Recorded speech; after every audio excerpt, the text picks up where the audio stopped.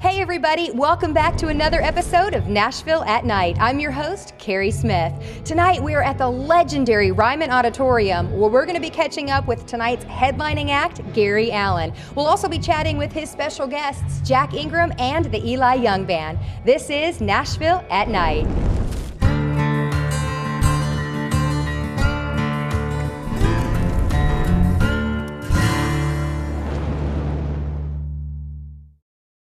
Eli Young Band, welcome guys. Thanks for having us. Absolutely.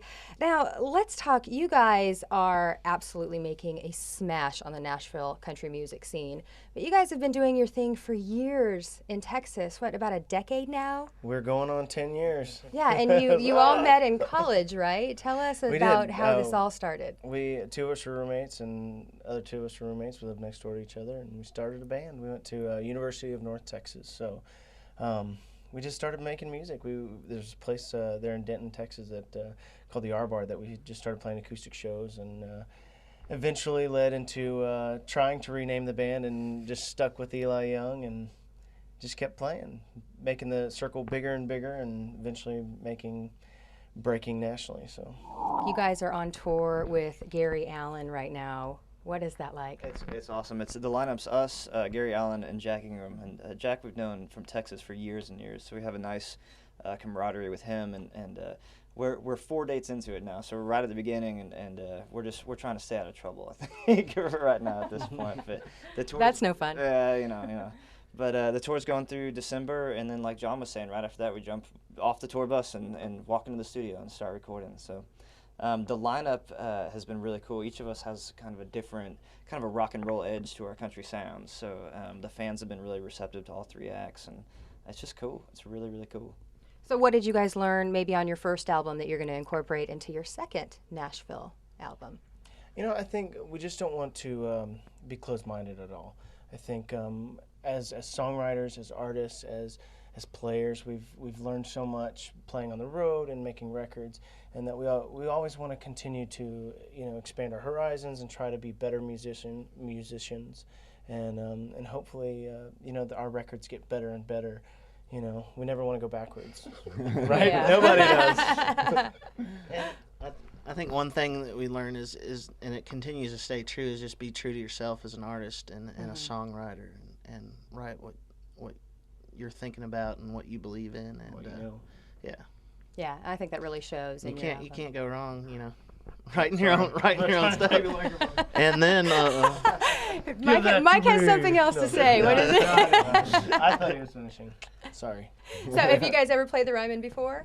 We have. This is our second time. We debuted at the Grand Ole Opry here at the Ryman. So that was an incredibly special night for us. First, we were obviously debuting at the Opry, but the fact that it was at the Ryman made it really special. But tonight we're trying to make sure that we soak it all in. That night we debuted. It went by really fast, really quickly, and so we're gonna try to just soak it all in tonight. I have to ask you. You are an artist out of Texas, and you are so influential. You're an icon to artists like Miranda Lambert and the Eli Young Band. What is it like having your peers look up to you like that, yet still be such a current artist yourself?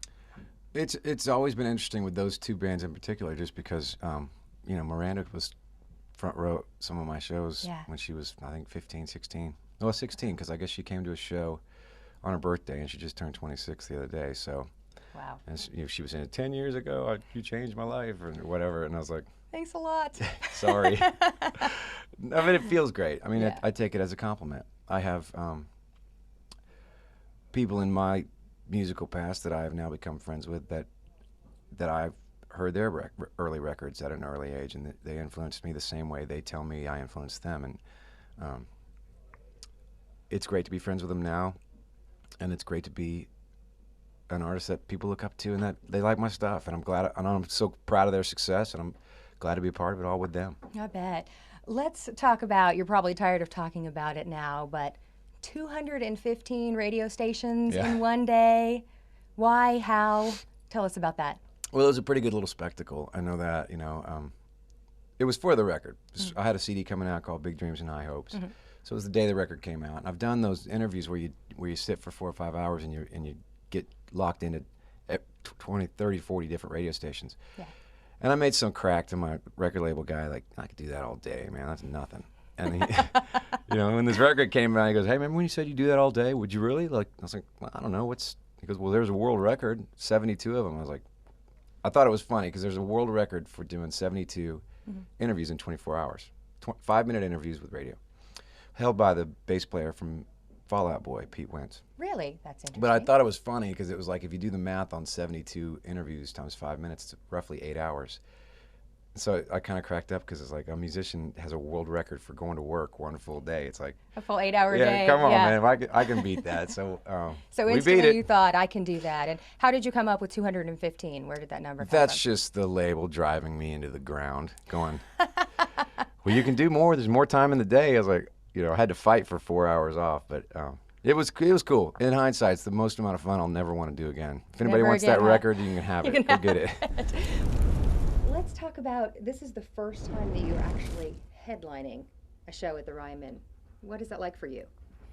Oh man, there's so much history in there. It's a great moment. It's probably the most iconic place in Nashville. So it's a big one to check off the list. Yeah, it must mean so much to you. Yeah, huge. Let's Last talk- time I was in here, I opened for Mark Chestnut and David Lee Murphy. Wow. That's quite a while ago. So, and now here you are. That's so fantastic. Let's talk about your Get Off on the Pain tour. Let's. You're out with Jack Ingram and the Eli Young Band. How did you go about picking them for the tour? I've always been a fan of Jack Ingram. He's so good with an audience. He's like very interactive. And I always like the Texas X. He's got a great band too. So it's been a good vibe. I think we've got a lot of the same record collection. We get along great. What's it like out on the road? You got any dirt on any of them that you want to share? Are there It's- pranks going on? It's too fresh. But there will be. Like everybody gets along really well, so I'm sure it's going to get fun. Just give it a little Yeah, time, we're a on few more third day. drinks. Yeah, got it. Let's talk about your album. You have a new album coming out in February. What can we expect with that? Get Off on the Pain. That's going to be the title track to it. And I think in this album, I think we've I don't know. I think we managed to pull a flavor out of all the past albums. So there's like a lot of reflection songs on there, and still managed to try things that we've never tried. There's a song on there called "Kiss Me When I'm Down" that's just so unlike anything I've done. So I think we still managed to push ourselves and still managed to keep a piece of what we had. Yeah, and I think that people can expect from you songs that are really emotional and about things that have affected your life, and you really bare your soul in so many of your songs. Absolutely, there's all that stuff in there. I think we've got like I said, a bit of reflection in there. There's lots of party songs in there.